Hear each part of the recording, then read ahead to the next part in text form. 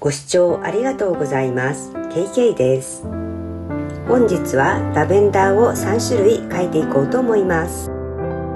今描いているのはイングリッシュラベンダーと言われるものです。小さい丸一つ一つが花で、その花の塊を上から1段ずつ5段描きました。一番下の花の塊は少し間を空け変化をつけてみました。同じところから2枚細い葉を描いて出来上がりです。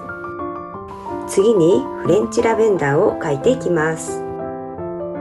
細長い楕円形を描き、その中に小さい花を描いていきます。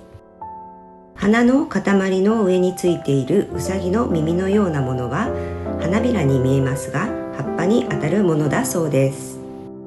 全部で4枚ですが、時には隠れて見えない場合があるので 2,3 枚の時もあっても良いと思います。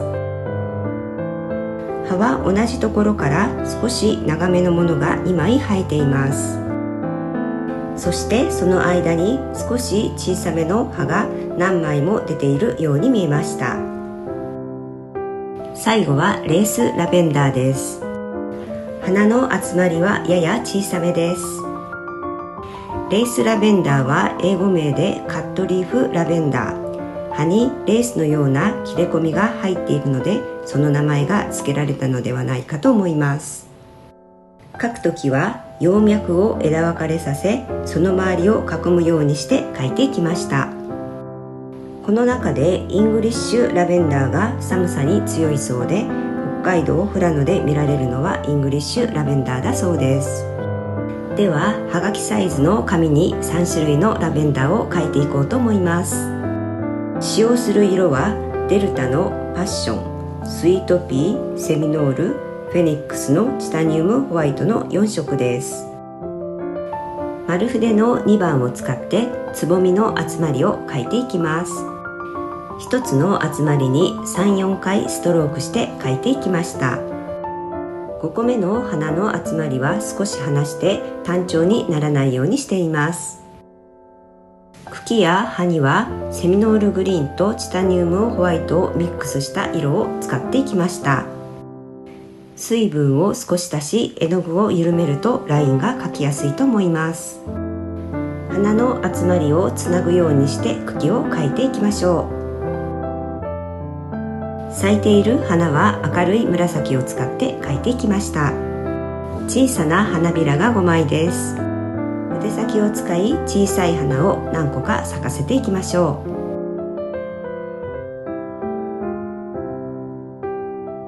ライナー筆を使いつぼみと茎をつなぐラインを描いています。丸筆の2番で細長い葉を描いていきます。1箇所に集まるようにスーッと細長く描いていきました。時には葉のカーブを変え変化をつけていくと良いと思います。葉と葉の間に少し小さい葉が出ている時もあるので、ライナー筆で描いてみました。今回の描き方はとてもシンプルです。何本描くか、どの位置に描くか、自分のイメージを膨らませて楽しく描いていきましょう。仕上げとして歯ブラシでスパッタリングをして香りが飛んでいるような感じを出してみました。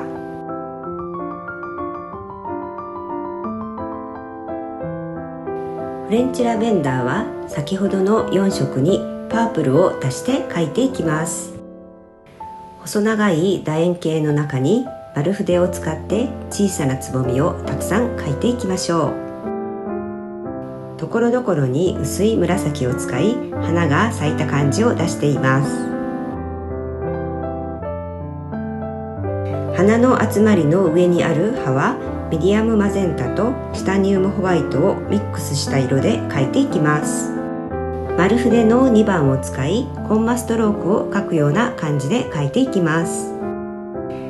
柔らかいイメージの葉なので筆を少し揺らしてひらひらとした感じを出してみました。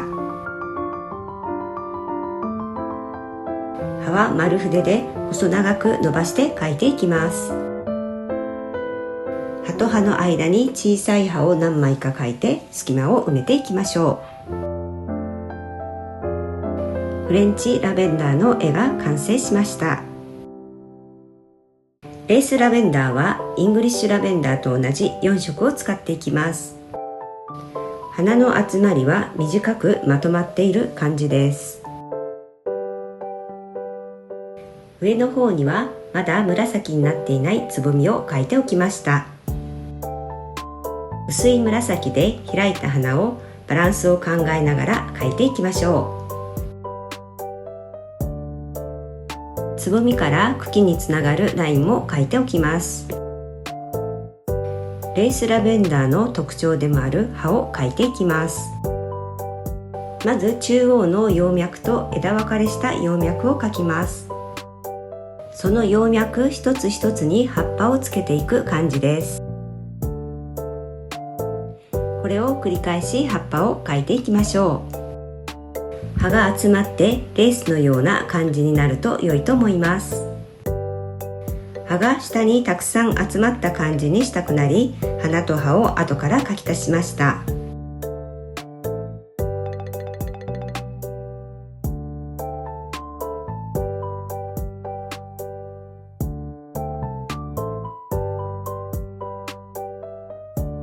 本日は3種類のラベンダーを私なりに紹介してみました。イングリッシュラベンダー、フレンチラベンダー、レースラベンダー、それぞれ楽しんで描いてみてください。最後までご視聴ありがとうございました。高評価ボタン、チャンネル登録とても励みになります。よろしくお願いします。また感想やリクエストなどございましたらコメント欄に書いていただけるとありがたいです。ご視聴ありがとうございました。